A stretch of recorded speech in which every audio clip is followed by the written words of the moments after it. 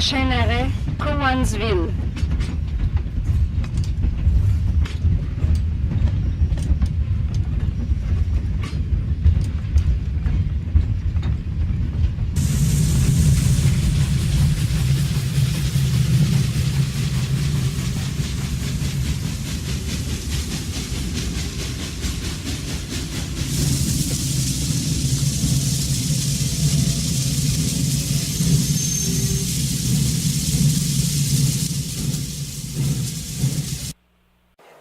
Bon, on est rendu à Cowansville.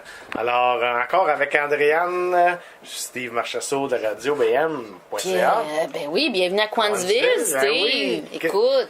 Qu'est-ce qui se passe à Cowansville d'ici la fin de l'année, là? Ben, écoute, il s'en passe des affaires aussi à Cowansville. Dès cette fin de semaine, en fait, c'est la fin de la programmation d'automne sur la scène d'Avignon. OK. Qui terminent et qui maintenant font leur spectacle à la polyvalente Massé-Vanier. C'est le cas de cette fin de semaine. Vendredi soir, l'humoriste de la relève, dont on entend de plus en plus parler, Simon Leblanc, sera là à compter de 20h. Il viendra donc faire son spectacle d'humour tout à fait à son genre. Vous savez, c'est le blond aux yeux bleus, un petit peu teint blanc. Là, Simon Leblanc, c'est le cas de le dire. Vendredi soir à Cowansville, Massé-Vanier. Samedi, toujours même heure. Même lieu, même poste, comme dirait Batman.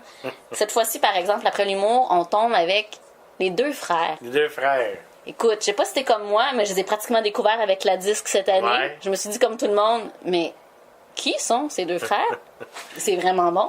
Donc, ils sont en fait... donc c'est un folk rock québécois beaucoup de personnes ont connu. C'est pas pour rien qu'ils ont été honorés à la disque. C'est parce qu'évidemment, ils font de plus en plus un tabac un peu partout où ils passent.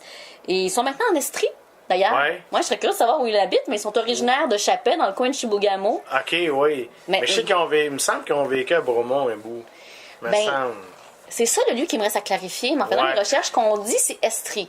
Bromont, ça peut être en Estrie, fait que t'as peut-être pas tort. Donc, il me semble que j'ai entendu ça à travers les branches, là. Ouais, donc, ceux qui ont envie, effectivement, de les entendre et de les découvrir, donc, c'est ce samedi à Cowansville. Et puis après, on se met dans l'ambiance de Noël. C'est pour ça que dès samedi aussi, la Chambre de commerce de Cowansville et Région fait son défilé traditionnel annuel. Par contre, attention, cette année, 2 changements majeurs. D'abord, l'heure, 16h30, ce qui est beaucoup plus tôt qu'auparavant. Donc, on veut peut-être essayer d'accrocher les enfants avant qu'ils aillent faire dodo, parce qu'avant, c'est un petit peu plus tard en soirée. Ouais. Et cette année, avec les rénovations qu'il y a en plein cœur de la rue principale, cette année, ça part de Mineur et ça se rend jusqu'au coin de la rue Ceux des Rivières. Donc là, les gens vont connaître, c'est là qu'il y a le panneau qui annonce toutes les activités de la ville de Cowansville et il y a la fontaine. La belle maison Nesbitt. En face de la maison Nesbitt et du centre de pédiatrie sociale également, main dans la main, qui prépare sa guignolée pour le mois de décembre. Ah! Oui, le 17 décembre à surveiller à Cowansville, à Sutton, à Bromont. Et effectivement, c'est à surveiller parce que ça se passe.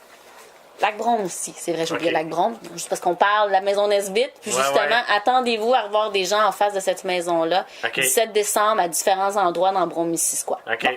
Tu m'as ouvert une porte et je la termine avec le marché de Noël de Cowansville qui va avoir lieu cette année à la bibliothèque et ça va avoir lieu les 3, les 4 et les 10 et les 11 décembre. Donc, c'est à compter de 10h jusqu'à 17h. Donc, dans la bibliothèque, il y a évidemment une foule d'activités qui est reliée à tout ça. Mais d'abord, on y va pour découvrir les artisans et pour préparer sa liste d'achats de Noël. Oui. Merci, Steve. Si complète la vie culturelle de Cowansville pour le mois de décembre. On se reparle en janvier. On se reparle l'année prochaine.